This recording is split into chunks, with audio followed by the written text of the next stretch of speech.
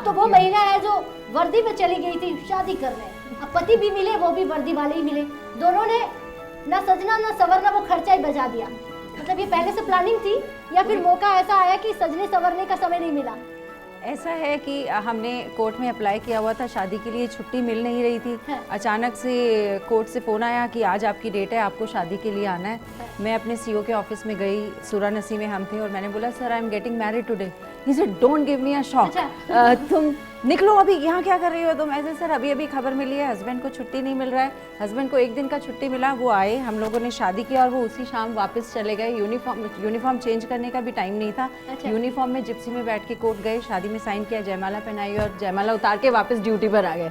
सो ये हमारी कहानी है। क्या बात है, बहुत सुंदर। कहते हैं बेटियों के लिए चाहे वो घर हो, अरुमा जी परिवार, या यूँ कहें दो परिवारों की जिम्मेदारी हो, लेकिन मुझे लगता है आपके लिए तो परिवार भी देश बन जाता है, उस वक्त कुछ नहीं दिखता। अच्छा, बहुत बार ऐसा भी होता है क्या, इस बात में कितनी सच्चाई है? मैंने देखा है कि सगाई करनी होती है क्योंकि जो सरहदों पर है या आर्मी है या अलग अलग कैप्टन्स मेजर अलग अलग जगह तैनात हैं, जो लोग काम कर रहे हैं, छुट्टी नहीं मिलती है, सगाई टल जाती है, एक बार दो बार, फिर उनको लगता है कि अगली बार लड़का मिलेगा कि नहीं मिलेगा। ऐसा भी होता है। फौज की जो नौकरी है वो 24 घंटे की है और 24/7/365 या 366 कह लीजिए वैसी है। और ऐसा नहीं होता है कि आप अगर छुट्टी पर हैं तो आपको नहीं बुलाया जा सकता। मेरे साथ जो कैप्टन अनीता हैं वो भी बताएंगी, अलका बताएंगी, आपको सब बताएंगे कि जो फौज की जो नौकरी होती है वो दूसरी जॉब से इसलिए, एक तो उसमें आपका जज्बा शामिल होता है और दूसरी चीज़ ये होती है कि आप ना कहना ही नहीं चाहते हैं इनका। अच्छा, आप बिल्कुल जैसे ही आपका कॉल होता है और आप उस हिसाब से निकल पड़ते हैं जो आपको असाइनमेंट होता है उसके लिए। इसके लिए हम ये नहीं कह सकते कि भाई अब सारी उम्र हम कवारे तो नहीं रहेंगे, लेकिन आपसे मैं चाहूंगी पहले एक बार देशभक्ति कुछ गुनगुनाना हो जाए, क्योंकि आप बहुत अच्छा गाती है अरुमा जी।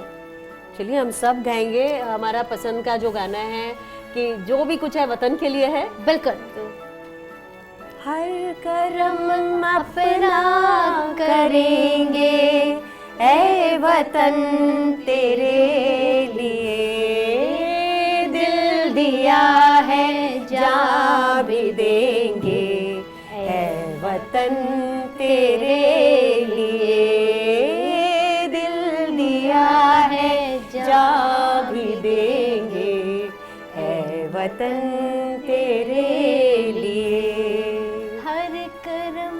अपना करेंगे ऐ वतन तेरे लिए, दिल दिया है जा भी देंगे ऐ वतन तेरे लिए। क्या बात है, क्या बात है, बहुत सुंदर। दिल दिया है जा भी देंगे ए वतन तेरे लिए, हर कर्म अपना करेंगे, लेकिन ये जो दिल और जान है ये सिर्फ वतन के लिए है। बहुत सुंदर। राजस्थान सबसे आगे है, उस कड़ाके की ठंडी में ऐसा हो जाता है एक बार तो आपके साथ, जब आप वहाँ पर होती हैं, आपकी पोस्टिंग होती है, आपकी ड्यूटी होती है, मुझे थोड़ा बताइए कि ये सत्य है कि कभी कभी ऐसा होता है कि खाना खाने के लिए जाना है, मेस कहाँ है वो दिखाई नहीं दे रहा, कड़ाके की ठंड में किसी और के घर में ही चले जाना हो जाता है क्योंकि वहाँ पर खुले आसमान के नीचे रहना होता है, बहुत मुश्किल होता है। ये मैं आपको इस बारे में बताऊंगी। एक हमारा एक हुआ था ऑपराक्रम, तो उसमें हमारे यूनिट्स, ब्रिगेड्स, डिविजन्स को मोबिलाइज किया था। मोबिलाइज मतलब आपको वहाँ से उठा के दूसरी जगह में आगे जाना होता है। तो वो पूरी फौज चलती है अपनी गाड़ियों और सामान के साथ, और रातों रात आपको वहाँ पे लोकेशन पे अपना सेट करना होता है यूनिट को, टेंट को और सामान को। तो हम रात में पहुँचे, रात में इतनी ठंड, रेगिस्तान में आप जानते हैं कितनी ठंड होती है, तो रात में इतनी ठंड थी वहाँ पे। उसी रात हमने अपने टेंट लगाए, और टेंट में क्या, बिस्तर नया नया टेंट लगा है, पूरा ठंडा, वो कुछ सामान नहीं था। तो उसमें क्या हुआ कि हम यूनिफॉर्म और अपने बूट्स के साथ ही बिस्तर में सो गए, वो भी उतारने का हमारा मन नहीं हुआ कि इतनी ठंड थी। अच्छा, फिर ऐसे हुआ कि फिर खुला रेगिस्तान होता है, टेंट अलग अलग जगह पे आप देख के पिच करते हैं, लगाते हैं। तो रात में आप निकले, आप फालतू की लाइट्स जला नहीं सकते, तो आपको ये नहीं पता होता आपकी मेस किस डायरेक्शन में है, आपका टेंट किस डायरेक्शन में है। तो आप ये हम निकलते थे रात में मेस के लिए, अब रास्ता पता नहीं चलता था, कभी किसी के टेंट में घुस जाएं, कभी किसी के टेंट में घुस जाएं, मतलब ये दिक्कत होता है। और फिर किसी को साथ लेके चलना पड़ता है मेस में। अब मेस तक तो आप पहुंच गए, अब वापस कैसे आओ, अपना टेंट ढूंढना मुश्किल, तो वो अपना टेंट ढूंढने के लिए भी फिर किसी को साथ लाना पड़ता था। मालिक को इंसान बनाया, ठीक है, मालिक ने इंसान को इंसान बनाया, फिर हम क्यों हिंदू मुस्लिम में बांट देते हैं, फिर हम क्यों हिंदू मुस्लिम में बांट देते हैं। कुदरत ने तो बख्शी थी एक ज़मीन एक धरती, फिर हम कहीं भारत और कहीं ईरान बना देते हैं, कहीं भारत तो कहीं ईरान बना देते हैं।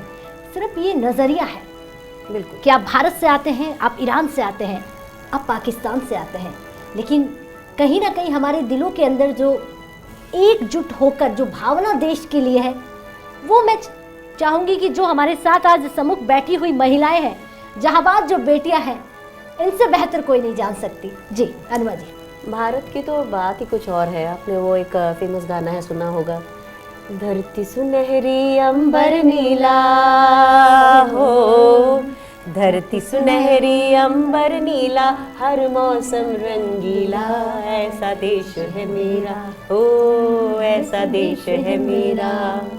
क्या बात है। तो ये है कि हमारा देश ही इतना अच्छा है, और मुझे तो ऐसे लगता है कि जब भी तिरंगा